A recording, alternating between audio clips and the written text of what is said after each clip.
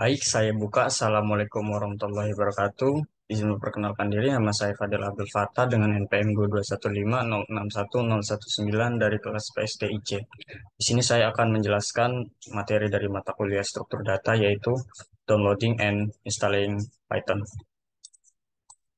Dan ini adalah kelompok saya yang merupakan anggota dari kelompok dua, yaitu yang pertama adalah Aditya Johansyah, lalu yang kedua ada Fadil Abdul Fattah, yaitu saya sendiri, lalu yang ketiga ada Nur Emi Ramadi Dhani, keempat Ajeng Syifa, lalu yang terakhir adalah Adinda Salsabila. Oke, kita langsung saja. Untuk penginstalan Python sendiri ini terbagi menjadi beberapa OS atau operating system gitu. Nah, lalu yang pertama adalah operating system Linux. Nah, ada beberapa cara untuk mendapatkan salinan atau copy dari Python 3 tergantung sistem operasi yang digunakan. Nah, dalam kasus ini adalah menggunakan Linux. Bagi pengguna Linux, kebanyakan sudah terinstall Python biasanya pada sistem operasinya. Nah, untuk mengecek kita apakah operating operation sistemnya sudah terinstall Python, kita dapat membuka konsol lalu ketikkan Python 3. Nah, dapat dilihat di sini jika kita mengetikkan Python 3 lalu terdapat pada konsol lalu terdapat pesan seperti ini, ada Python 3.4.5 dan seterusnya dan terusnya. Nah, maka Python tersebut sudah terinstall pada operating sistemnya. Jika jika belum terinstall, maka maka dapat membaca dokumentasi dari distro Linux-nya untuk menginstal package Python. Untuk distro Linux kan ada banyak gitu, seperti Debian, Mint, Kali Linux, dan lain-lain. Nah, lalu untuk ada operating system Windows atau Mac. Nah, untuk Windows atau Mac di sini sebenarnya sama seperti sama seperti Linux. Untuk jika tidak terinstall pada operating systemnya, maka kita dapat langsung membuka situsnya. Nah, untuk pengguna OS, Mac OS biasanya versi Python 2 sudah terinstall. Namun perlu update terlebih dahulu untuk menggunakan Python 3 yang dapat di-download di situs python.org dengan ekstensi PKG atau package. Nah, untuk pengguna Windows di sini dapat langsung mendownload file .exe Python di situs python.org dulu. Bisa kita lihat di sini. Di sini adalah tampilan website dari python.org. Nah, dapat kita lihat di sini versi terbaru dari Python di sini adalah versi 3.11.3. Ini untuk pengguna Windows kita bisa langsung ketik download di sini. Lalu jika bagi pengguna selain Windows seperti Mac OS, Linux dan lain-lain, kita perlu uh, mengarahkan mouse ke hover atau navbar download, akan terjadi tampilan seperti ini. Nah, ini bisa kita lihat di sini ada beberapa tipe uh, operating system seperti Windows, Mac OS, other platform seperti AIX, iPod OS dan lain-lain, dan ada lisensi. Nah, ini bisa kita pilih downloadnya sesuai dengan operating system kita yang kita miliki gitu. Lalu untuk menggunakan Python juga kita ada beberapa tools yang perlu dipakai. Yang pertama adalah editor untuk menuliskan kode Python itu sendiri. Lalu ada konsol, tempat untuk menjalankan kode. Yang dimana kode yang sudah kita tuliskan akan di-outputkan atau keluar pada konsol. Lalu ada yang ketiga yaitu debugger untuk menjalankan kode ke langkah demi langkah. Lalu ada yang keempat ada IDLE untuk menjalankan program-program sederhana pada Python. Oke, di sini bisa kita lihat di sini. Di sini ada editor dari Python atau konsolnya. Bisa kita lihat di sini. Ini kita sudah mengetikkan Python. Di sini Pythonnya sudah terinstall. Lalu ada di sini tanda panah-panah tiga ini. Berarti kita sudah bisa menuliskan sintaks-sintaks Python itu. Kode-kode Python.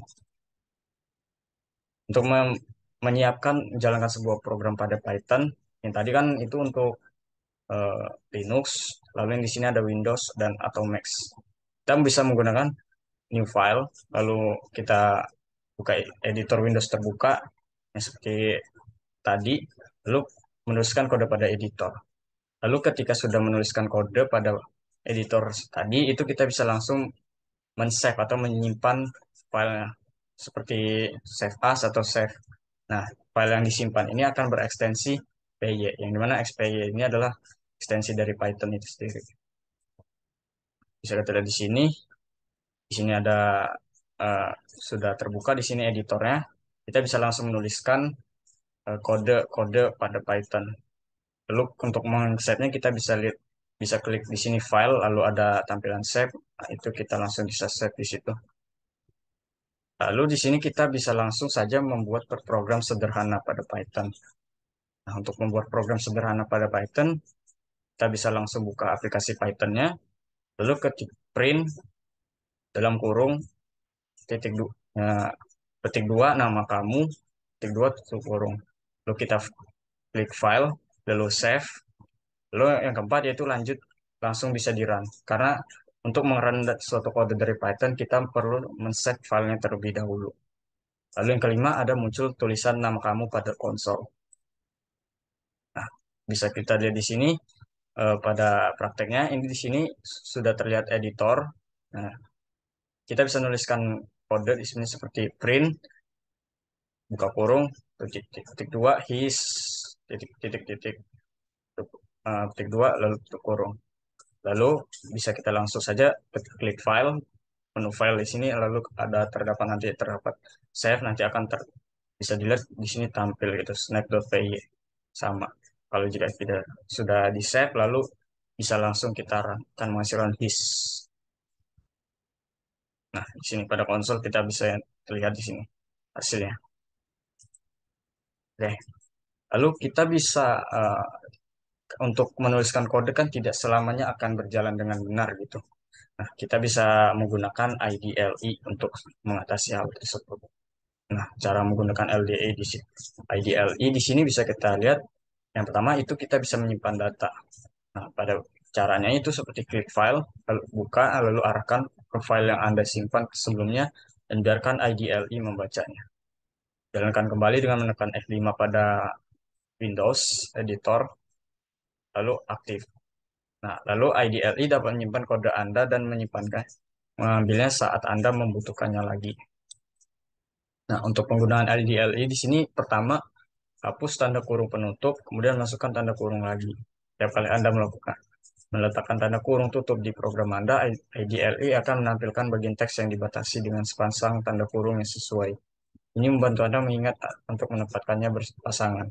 Jika Anda menghapus tanda kurung penutup lagi, kode menjadi salah. Ini menjadi kesalahan sintaks atau error.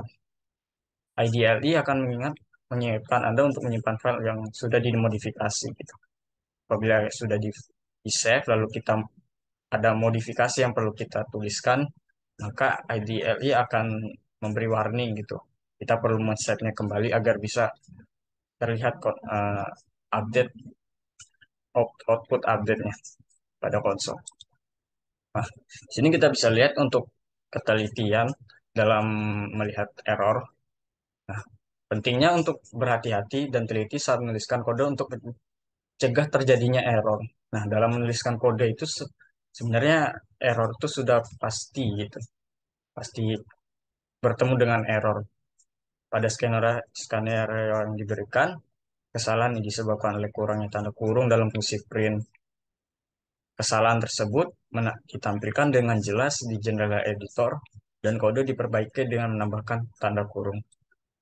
Nah, namun, beberapa kesalahan mungkin tidak langsung terlihat, seperti yang ditunjukkan dengan menghapus satu huruf dari fungsi print. Dalam kasus macam itu, penting untuk memeriksa kode untuk secara menyeluruh, untuk menemukan kesalahan dan menggunakan alat debugging, untuk mengidentifikasi dan memperbaiki masalah yang mungkin akan timbul.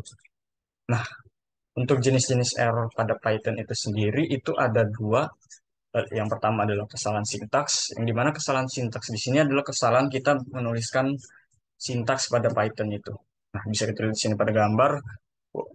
Di sini ada, bisa kita langsung lihat pada bagian bawahnya saja, ada sintaks error, invalid sintaks. Yang dimana di sini ada kesalahan penulisan sintaks, yang dimana while true, print, hello world. Nah, dimana di sini ada tanda panah ke atas, menandakan di sini ada kesalahan sintaks di pada bagian baris ini. Dimana di sini ada kurangnya tanda titik dua. Jadi langsung terdapat error syntax error invalid syntax. Lalu error yang kedua adalah exception error. Yang mana exception error ini di sini adalah kesalahan logika dalam kode sehingga menghasilkan error. Di mana di sini kita bisa dilihat di sini exception error tersebut terdapat beberapa jenis yaitu zero division error, name error, type error. Nah, pada zero division error di sini ada jelaskan errornya itu division by zero, di mana pada kode itu terdapat bilangan integer yang dibagi dengan nol. Nah, itu akan menghasilkan exception error yaitu division by zero. Lalu error yang kedua adalah name error, di mana name error terdapat errornya itu name spam is not defined. Yang dimana error tersebut adalah variabel spam ini belum didefinisikan. Karena belum didefinisikan, sehingga variabel tersebut belum bisa dipakai. Nah, lalu ada error yang ketiga yaitu type error. Pada type error di sini adalah tipe kesalahan tipe data. Di mana bisa kita lihat di sini can convert integer object to string implicitly. Di mana kita tidak bisa mengubah integer dengan string gitu. Maka akan terjadi error exception. Baik, itu saja yang bisa saya sampaikan. Kurang lebihnya mohon maaf. Saya akhiri. Wassalamualaikum warahmatullahi wabarakatuh.